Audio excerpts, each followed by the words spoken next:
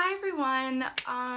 If you know me in real life, number one, no you don't. And number two, you probably know that I love 80s movies with all my heart. It's like my favorite decade. I'm obsessed with movies, the music, the fashion, everything. And so I thought I'd make a video recommending books based on my favorite 80s movies.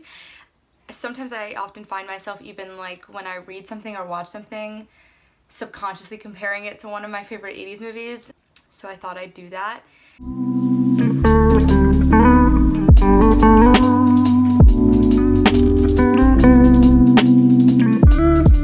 So When Harry Met Sally isn't just my favorite 80s movie, it is my favorite movie of all time. If you haven't seen it, it's about two friends, Harry and Sally, who meet at the end of college and then meet again in 5 years and then again in 5 years. They keep running into each other, and then after like 10 years they become friends, and they're very different people, and it's friends to lovers. It's just them trying to maintain their friendship and being good pals, but sort of dealing with the intricacies of a heterosexual male-female friendship and expectations for it and everything else. And so, but it's super funny, and it is my favorite movie. I watch it like once a month. For this one, I have chosen Josh and Hazel's Guide to Not Dating by Christina Lauren.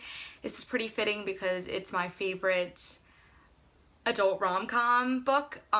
Well, I should say my favorite heterosexual one, because Red, White, and Royal Blue and Boyfriend Material exist. So this is basically the same plot as When Harry Met Sally, kind of. It is about a girl named Hazel and a guy named Josh who meet in college, and he's a TA and she's a student, but that's basically just a flashback because they meet again as adults and become friends, and they get very close, but they both have like the goal of not becoming any more than friends, and they both think they're not right for each other in different ways, but you can assume what happens.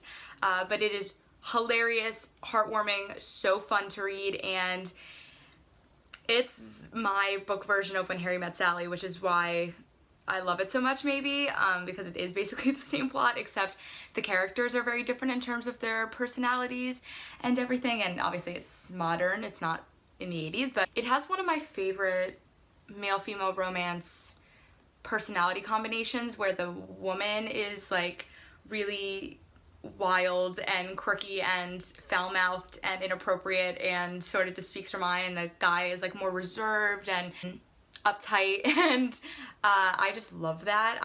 That is the sort of the relationship in Serpent and Dove that I really like, and so in Harry Met Sally it just works perfectly, and I love both of them equally, and I love them together, and I feel that way about Harry and Sally, so yeah.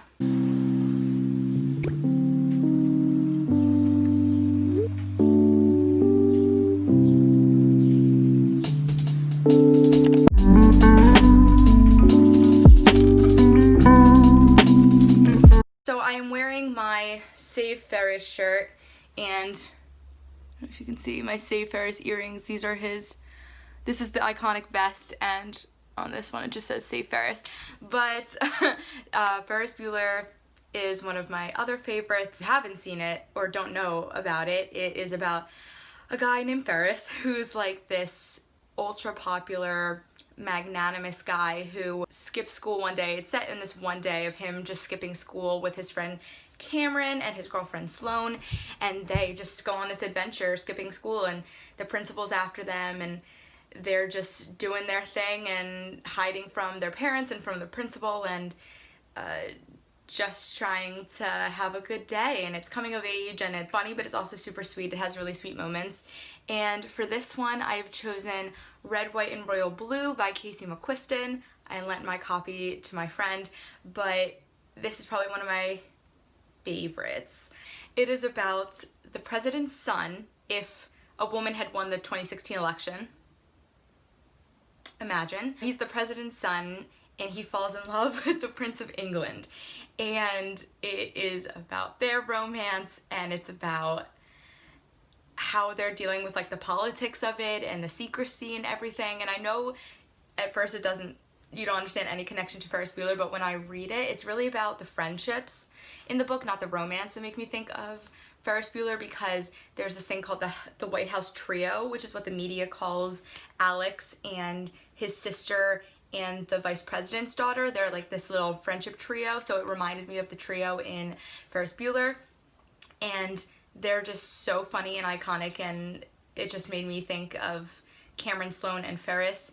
And there's like the secrecy part, so Ferris is trying to hide from his parents and from the principal who's after them of his school, and meanwhile Alex and Henry are trying to hide from their respective governments and their parents and their friends and the media and everything like that. So it's a bigger scale, but it sort of reminded me of it, and like all the things they have to go through to try to sort of hide their secret and the fun they have along the way.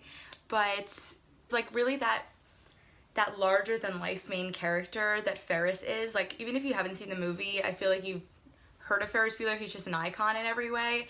And Alex is the first son, so he's, you know, sort of on this pedestal of life. He's a little bit more ambitious and much more like anxious and worried than Ferris is, where Ferris is more like carefree. But they're both so compelling in a way, and you root for them the whole time. So yeah.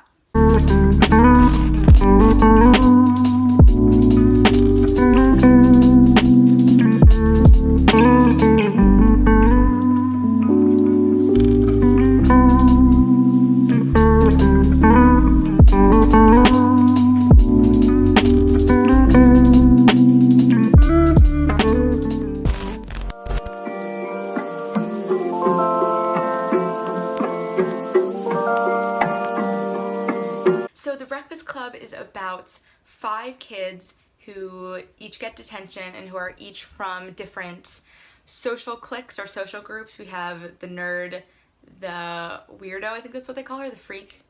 Yeah, the princess, the jock, and the criminal. They all get detention on this one day and sort of bond and talk about their crappy home lives or what they're dealing with in their personal lives, and how, you know, they realize they're not so different. This one I have chosen One of Us is Lying by Karen M. McManus.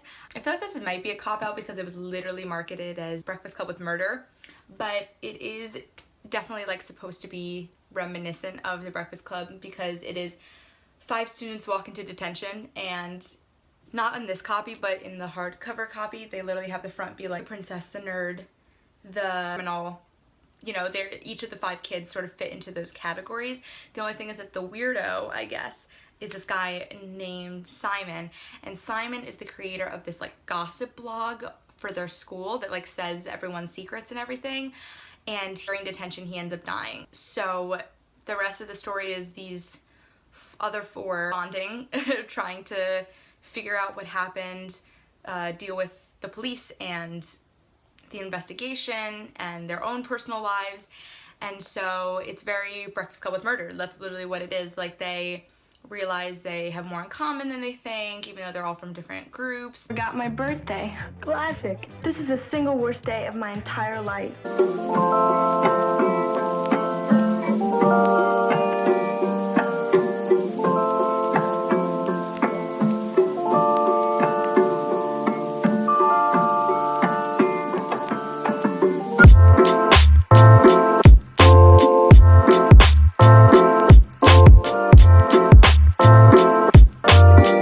16 Candles. For this one, I've chosen Dumplin' by Julie Murphy. This is about a girl named Willowdean who her mom calls Dumplin'. That's like her nickname. She is a plus size girl who signs up to be in this beauty pageant that is big in the town and that her mom runs. I chose this one for 16 Candles because her biggest issues is that she feels like her family, her mother, doesn't understand her. She feels ignored, and she also falls for a guy that she thinks is out of her league based on her social standing or based on her self-image, and that's sort of what the main character, Molly Ringwald, goes through in 16 Candles.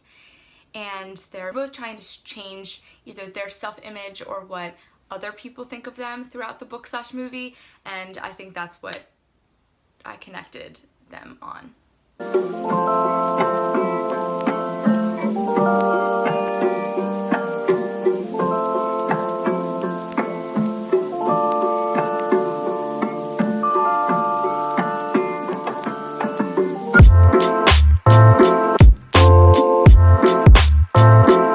So Some Kind of Wonderful is basically about a guy who falls in love with the popular girl at school, and his best friend tries to help him get her, basically.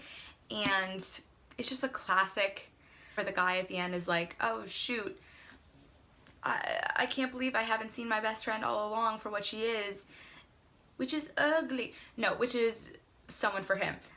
And so it's like the love triangle and him realizing that he shouldn't have to change himself to be with a girl, and that, you know, his best friend was there all along and she loves him. And so I know I basically spoiled the whole movie, but that's basically it.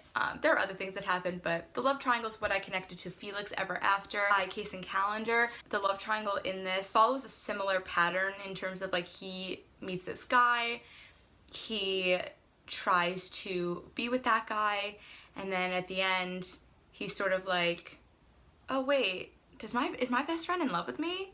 And his best friend's like, yes. And so Felix is like, oh, okay. So he sort of has to choose between them, and so it reminds me of the love triangle in Some Kind of Wonderful and the path that takes.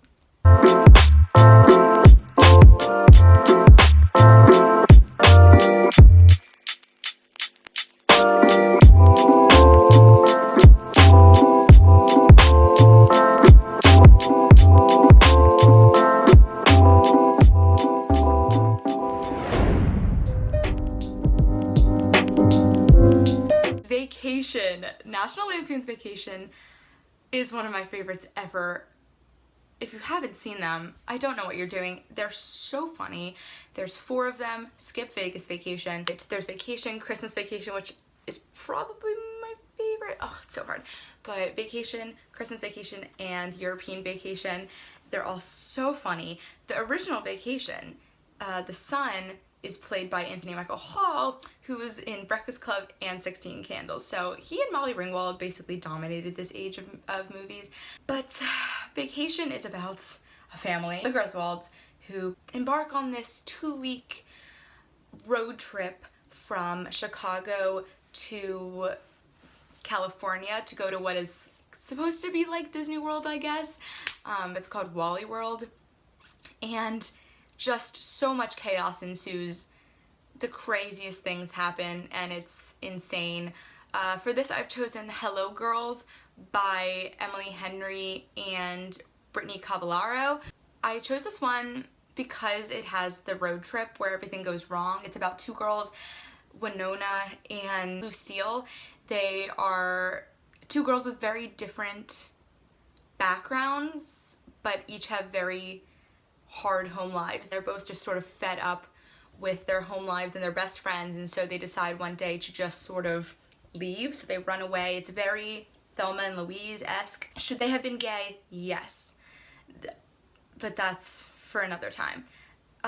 So they go on the road trip where everything goes wrong. It's much darker than Vacation. Like, it's a lot darker. They really hit on big issues, but it does have its really, really funny moments, and it's not family like the Griswolds, but it feels like it just because they're so close. They're lesbians, but that's okay. It's a different tone than Vacation, but if you like the whole road trip where they have to sort of adjust, adapt, overcome, and deal with all this shit that's flowing in them, and dealing with a destination that doesn't meet their expectations, then that's how I connect them. So that's it. Thank you so much for watching.